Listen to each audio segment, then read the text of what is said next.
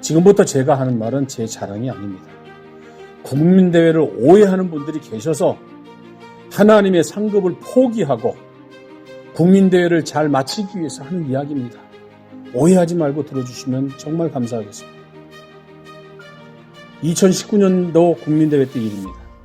제 아들이 큰 교통사고를 당했습니다.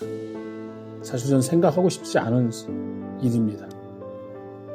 트럭에 치이고 SUV 승용차가 제 아들을 밟고 지나간 정말 큰 사고였습니다.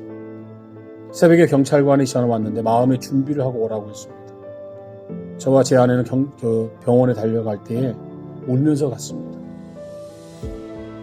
이런 아들이 하나님의 은혜로 수많은 목회자와 성도님들의 기도로 기적적으로 3번의 수술을 마치고 1년 6개월간의 병원 치료를 마치고 퇴원을 했습니다.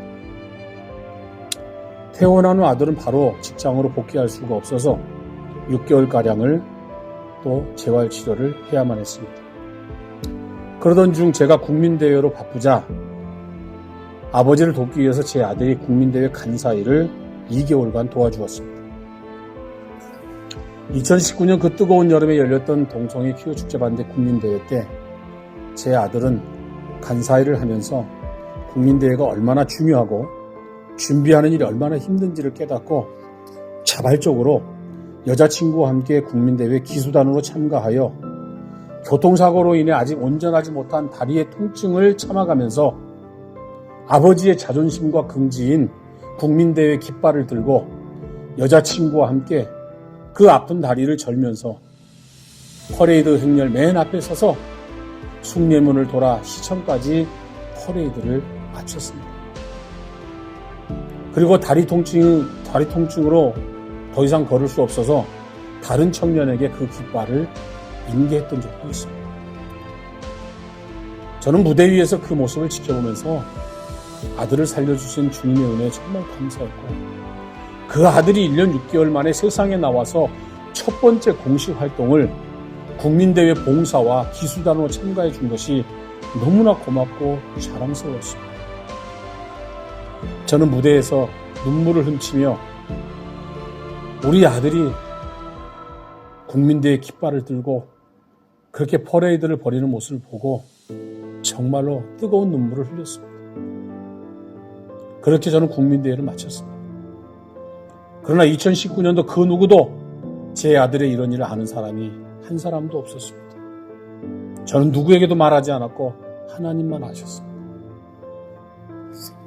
2017년도에는 2개월 동안 국민대회 준비를 잘 준비하고 있었습니다.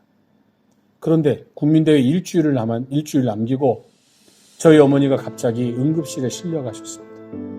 응급실에서 검사를 했는데 심장 수술을 긴급하게 해야 한다는 것이었습니다.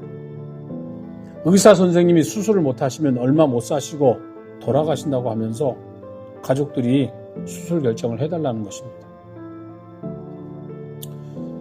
가족들은 수술을 하자니 어머님 연세가 너무 많아서 수술도 걱정되고 수술 후도 걱정이 되고 그래서 가족들은 어떤 결정을 해야 될지 몰라서 정말 당황스러웠습니다.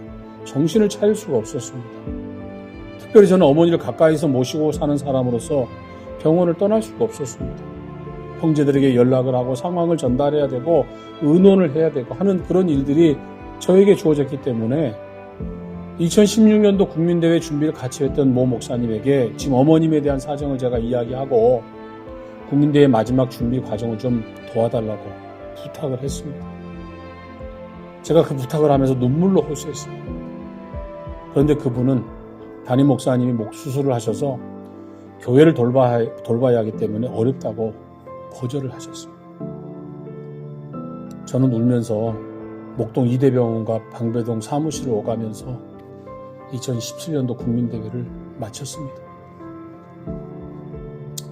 여러분, 저는 7년 전 간경변으로 인해 가지고 출혈이 있었습니다. 그래서 의식을 잃고 중환자실에서 일주일간 목숨이 위태로웠던 일이 있었습니다. 그리고 의식을 회복한 후에 마치도 못한 상태에서 혈관 수술을 마치고 며칠 후 퇴원을 했습니다.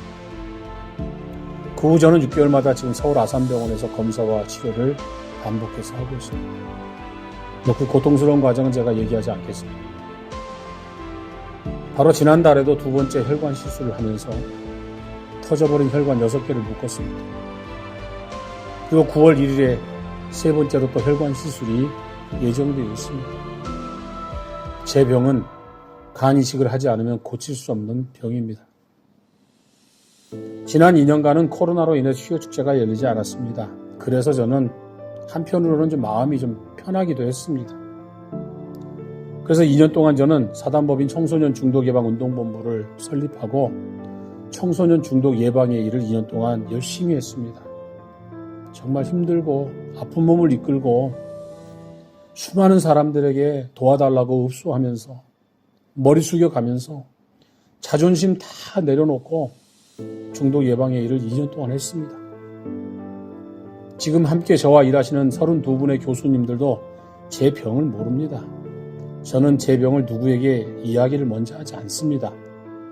저와 함께 국민대회를 8년 동안 하신 많은 시민단체의 대표들도 저의 이런 사정을 거의 다 모릅니다. 그런데 제가 이번에 또다시 퀴어 축제가 열리게 되어서 퀴어 축제를 맡기 위해 국민대회 사무총장을 또 맡게 되었습니다. 국민대회 사무총장은 무임봉사입니다. 2개월간 국민대회 일만 전념해야 하는 일이고 매우 전문적이고 힘든 일입니다. 그리고 자기 자신이 하고 있었던 일에 큰 지장을 줍니다. 저는 사단법인 청소년 중독 예방 운동본부 이사장으로 지금 일하고 있는데 지금 정말 바쁜 때입니다. 전문 강사 양성 과정 지금 매주마다 150명에 되는 사람들을 교육하고 있습니다. 올 여름방학 때는 8월 1일부터 3일까지 광림수도원에서 청소년 중독 예방 캠프를 준비하고 있었습니다.